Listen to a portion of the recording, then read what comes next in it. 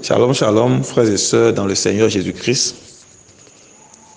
Nous remercions le Seigneur, l'Éternel des armées, qui nous a donné cet instant pour partager ce témoignage-là avec vous. Je prie au nom de Jésus, Seigneur Jésus, grand roi, Éternel des armées, Dieu d'amour, Dieu de miséricorde. Je te remercie beaucoup pour ce témoignage que tu as bien voulu que nous partagions avec la terre entière, afin que tes enfants qui sont encore dans l'ignorance puissent réellement se repentir, afin que tu puisses les sauver. Je te rends grâce de tout mon cœur pour ce témoignage. Je te prie que ton esprit m'accompagne et que ton esprit aussi touche les cœurs de tous ceux qui sont incrédules, tous ceux qui se sont laissés emporter par les faux jugements personnels, les faux arguments personnels, et ceux qui se sont vus juste à leurs propres yeux. Seigneur, que ton Esprit Saint les touche, que ton Esprit Saint touche leur cœur et que leur cœur soit vraiment touché par ce témoignage. Au nom puissant du Seigneur Jésus-Christ, j'ai prié. Bien-aimés dans le Seigneur, ce témoignage est un témoignage spécial parce que la maman qui est en train de témoigner ici, que vous allez écouter tout à l'heure, est passée à la délivrance dans notre centre de prière, notre groupe d'évangélisation que nous appelons Jésus le Sauveur, ici au Bénin, à Savet. Et puis, avant de passer à la délivrance, nous lui avons conseillé de se débarrasser des mèches, de boucles d'oreilles et tout ce qu'elle avait, ce qu'elle a pu faire. Et elle a eu vraiment la délivrance par la grâce de notre Seigneur, que nous remercions, que nous bénissons de tout notre cœur pour les merveilles qu'il a eu à accomplir dans la vie de notre maman. Alors, arrivée à la maison, elle a essayé d'obtempérer à l'instruction que nous lui avons donnée de se débarrasser de tous les attroupements de Jézabel, c'est-à-dire les mèches, les faux cheveux, les faux cils, les maquillages et tout ce qu'elle a, ces attroupements qu'elle porte pour se donner une autre beauté que la beauté naturelle que le Seigneur lui a donnée. Alors, je tiens à préciser ici que nous devons quand même reconnaître que notre corps est le temple du Saint-Esprit. C'est l'habitation de Dieu vivant. Dieu vit en nous et Dieu est saint, il est pur, suffisamment pur. Et c'est ceux qui ont son esprit en eux qui sont réellement, véritablement les enfants de Dieu. Et si nous aspirons à être réellement des vrais enfants de Dieu, nous devons chercher à être remplis de l'Esprit de Dieu. Et quiconque n'est pas conduit par l'Esprit de Dieu est conduit par le monde, n'est-ce pas? Et tous ceux qui cherchent réellement la volonté du Seigneur, ils sont obéissants à tous égards. Et ils craignent même de toucher à quoi que ce soit dans leur vie qui puisse être une façon de corriger le Seigneur. Parce que lorsque vous percez vos oreilles, par exemple, vous êtes en train de dire au Créateur qu'il aurait pu bien faire de percer vos oreilles. C'est ce que vous êtes en train de lui dire. Donc vous vouliez que le Seigneur, à la création, vous perce les oreilles. Et c'est pour cela que vous l'avez corrigé, vous avez percé les oreilles. C'est une abomination. C'est vraiment, vraiment, vraiment grave, ces genres d'attitudes que nous avons. Les gens percent les nez, percent des parties de leur corps. Les gens écrivent sur leur corps des trucs qui ne peuvent même plus s'enlever pour la plupart. Et ils se connectent par ces faits à des démons. Et c'est ce à quoi notre maman a été confrontée et l'Éternel l'a délivrée. Je rappelle qu'il est écrit dans 1 Timothée 2, verset 9, que la femme ne se tresse point. Mais se tresser veut dire quoi? Ce que les gens ne comprennent pas. Se tresser, c'est ajouter à. C'est-à-dire, il y avait déjà quelque chose auquel on a ajouté quelque chose d'autre.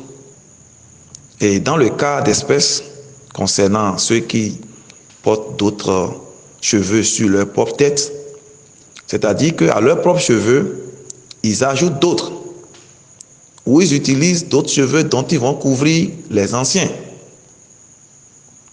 Je crois que c'est une façon de dire à l'Éternel, moi j'ai besoin d'autres cheveux. Alors que de façon naturelle, en utilisant tout ce que les femmes utilisent et tous ceux qui ajoutent des cheveux à leurs cheveux en le faisant, ils empêchent les cheveux qui étaient là d'avoir l'état naturel que l'Éternel a voulu d'eux. Ça les déforme. Parfois, si ceux-là se démaquillent, vous allez voir carrément que vraiment ils ont détruit leurs propres cheveux. Et ce n'est pas bien. Alors, toute écriture est inspirée de Dieu, de l'Esprit de Dieu. Et tel qu'il est écrit dans 1 Timothée 2, verset 9, la femme ne doit point se tresser. Donc, en le faisant, c'est déjà une façon de désobéir à Dieu, à la parole de Dieu. Parce que l'Éternel a dit que nous sommes son temple, nous sommes sa maison. Ce ne sont pas les églises bâtiments qui constituent l'église de Dieu, mais c'est nous, ses enfants, qui constituons son église. Et voilà dans l'état dans lequel beaucoup entretiennent l'église. Et c'est ça qui n'est pas bien.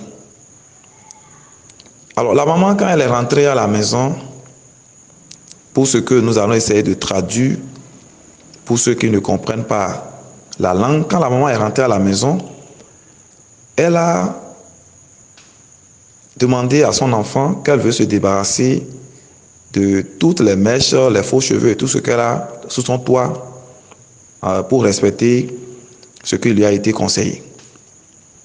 Et il était déjà le soir et son enfant lui a dit, maman, laisse, demain nous allons encore fouiller pour voir s'il en reste et nous allons tout brûler ensemble.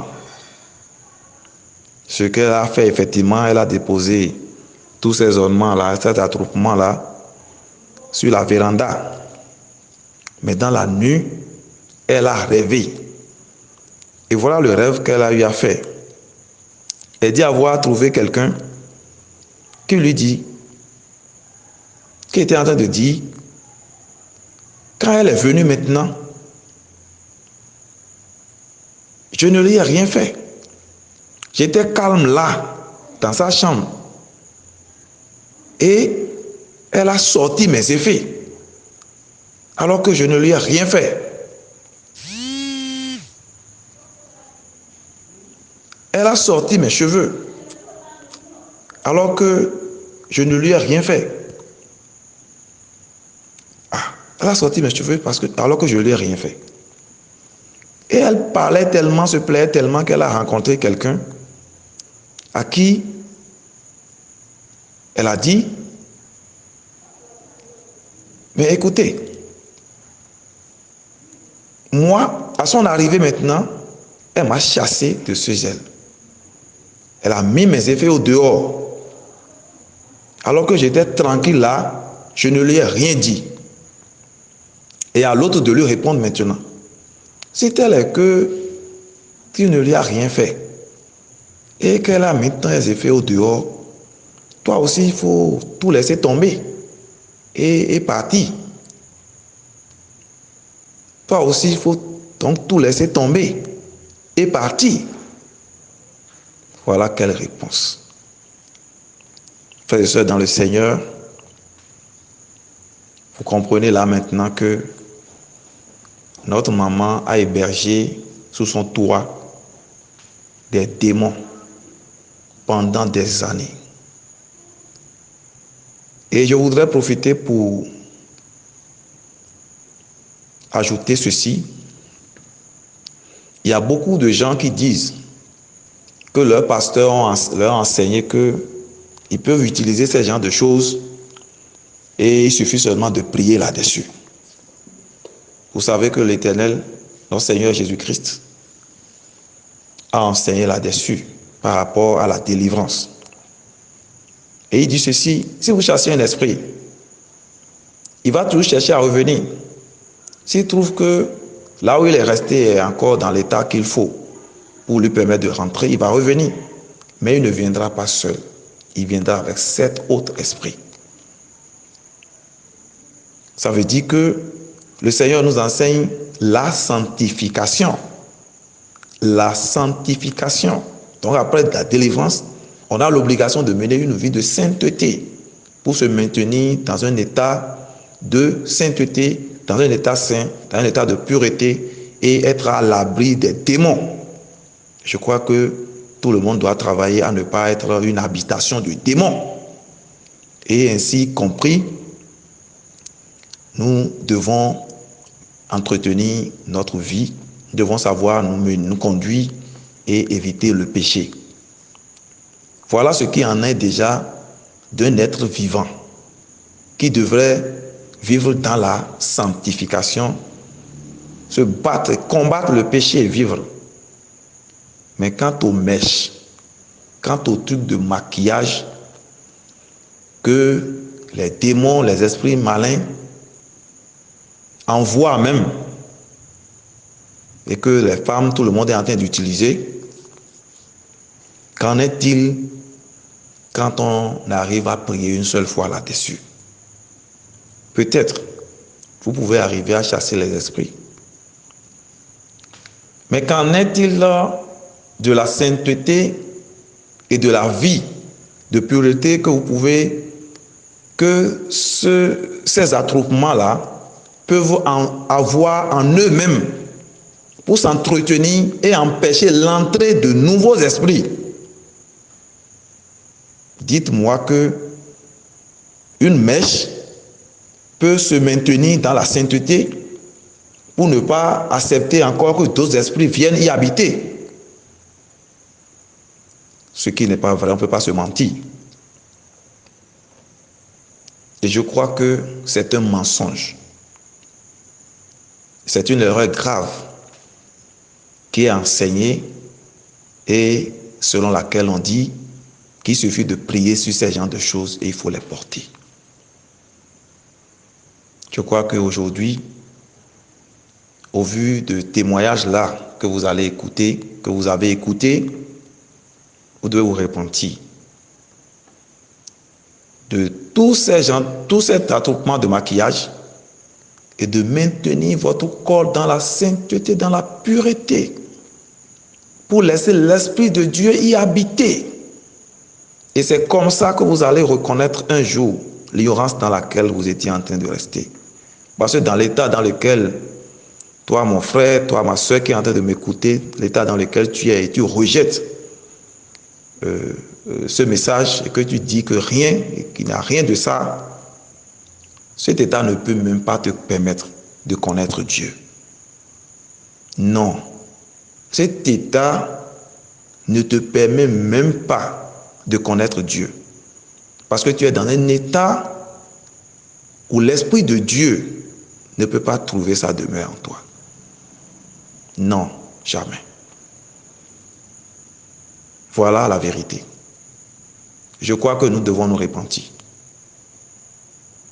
Débarrassez-vous des mèches, des faux cheveux, des faux cils, des faux ongles, des crayons de beauté, tout ça là que vous utilisez. Restez naturel. Réjouissez-vous de l'état dans lequel l'Éternel vous a créé et battez-vous à le garder saint pour lui. Que le nom de l'Éternel soit glorifié. Suivez donc l'audio, l'échange téléphonique que nous avons eu avec cette maman. Beaucoup ne pouvaient pas comprendre dans la langue, mais voilà en résumé le contenu de ce message. Que l'Éternel vous éclaire davantage et que son nom soit glorifié dans vos vies. Amen.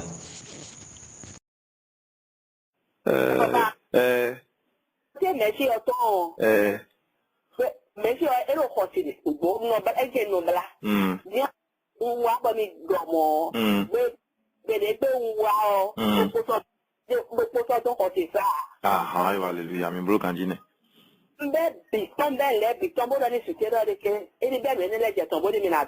Ene.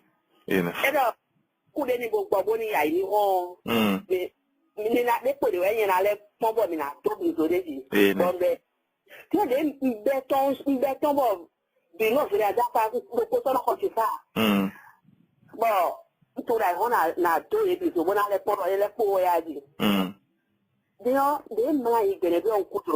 Aha.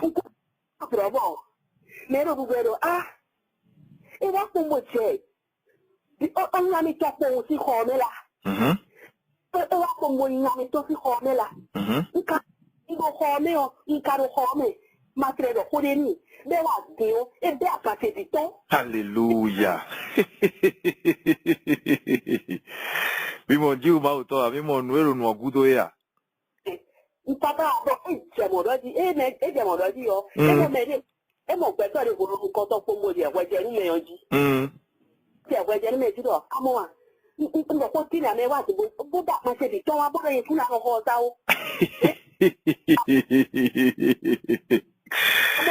Ah, mi mon Jésus roi.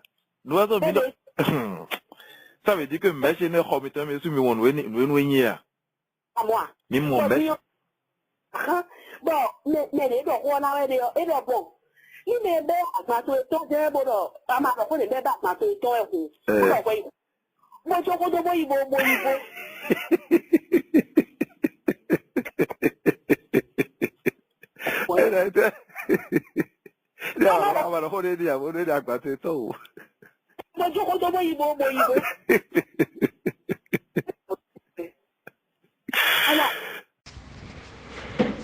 Gloire à Jésus.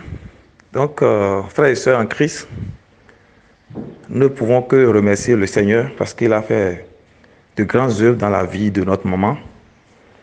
Parce que après la délivrance, automatiquement, ce même jour, son mari, qui l'a quitté depuis décembre et qui ne demande même plus jamais d'après elle, même quand elle appelait, le mari ne décrochait plus.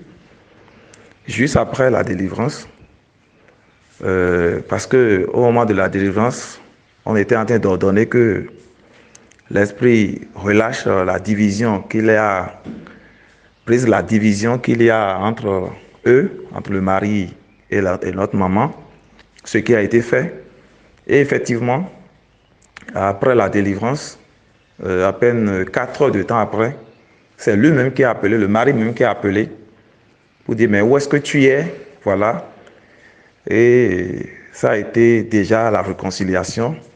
Effectivement, le jour dont on parlait, des témoignages sur les faux cheveux, le lendemain déjà, le mari est revenu à la maison. Gloire à Jésus.